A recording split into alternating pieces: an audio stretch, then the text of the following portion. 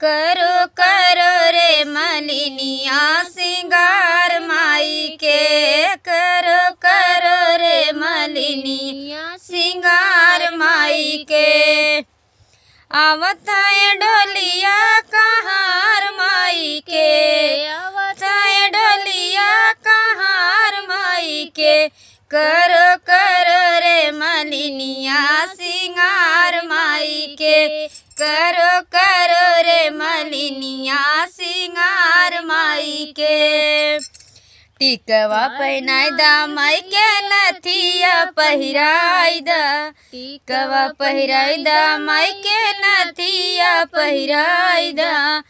बिंदिया लगाई दा लीलार माई के, बिंदिया लगाई दा लीलार माई के।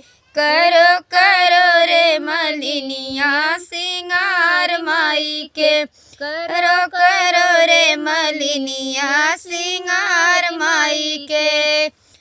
आवत है डोलिया कहार माई के, आवत है डोलिया कहार माई के। करो करो रे मलिनिया सिंगार माई के, करो करो रे मलिनिया सिंगार माई के। कंगना पहनाई दा हो चूड़िया पहिराई दा, कंगना पहिराई दा हो चूड़िया पहिराई दा।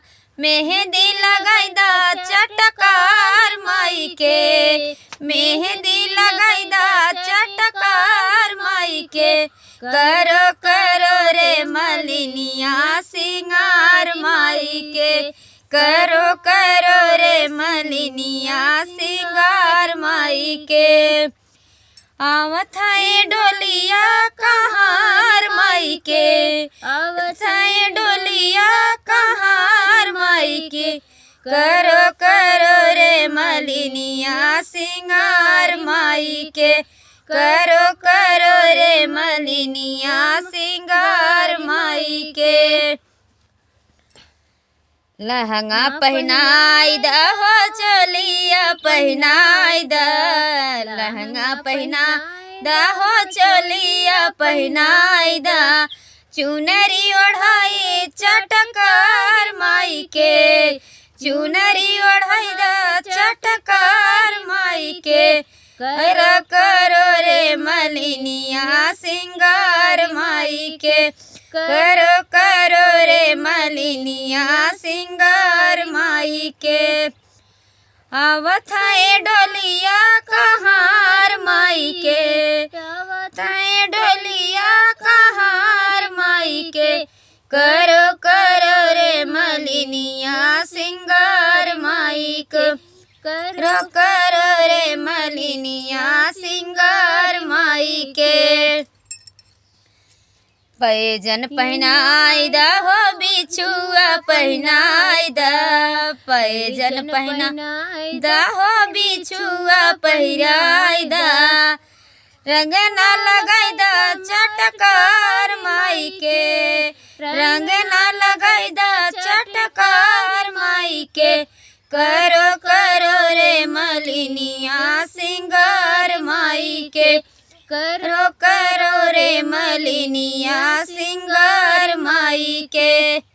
आवत है डोलिया कहार माई के, आवत है डोलिया कहार माई के। करो करो रे मलिनिया सिंगार माई के, करो करो रे मलिनिया सिंगार माई के। आवत है डोलिया कहार माई के, करो करो रे मलिनिया सिंगार माई के। करो करो रे मलिनिया सिंगार माई के। तो बहुत ही प्यारा गीत नवरात्रि जय माता दी की, और बहुत ही प्यारा गीत है। आप लोग दिल से सुनिएगा और दिल से आशीर्वाद हम लोग को दीजिएगा कि माता जी की कृपा रहे और आप सबका सपोर्ट रहे, आप सबका प्यार दुलार रहे। और आप लोग सभी दर्शकों से जो देखते हैं वो भी, जो नहीं देखते हैं वो देखें और हमारे चैनल को आगे बढ़ाएं। और आप लोग फेसबुक पर आप लोग फॉलो नहीं करते हैं, आप लोग प्लीज़ आप लोग फॉलो करें। और हमारा फेसबुक काफ़ी आप सबके प्यार दुलार से नज़दीक आ गया है और बहुत ही अच्छे से चल रहा है। और ऐसा ही चलता रहा है तो आप लोग का सपोर्ट रहेगा तो हम भी, हमारी उम्मीद भी जुड़ी रहेगी। और बहुत ही प्यारा गीत है, आप लोग ज़रूर सुने और कमेंट के माध्यम से ज़रूर बताएं। और हमारी दीदी जी आई हैं आज काफ़ी दिन के बाद, क्योंकि ये गेहूं काटने अपने मैके चली गई थी और आज आई हैं।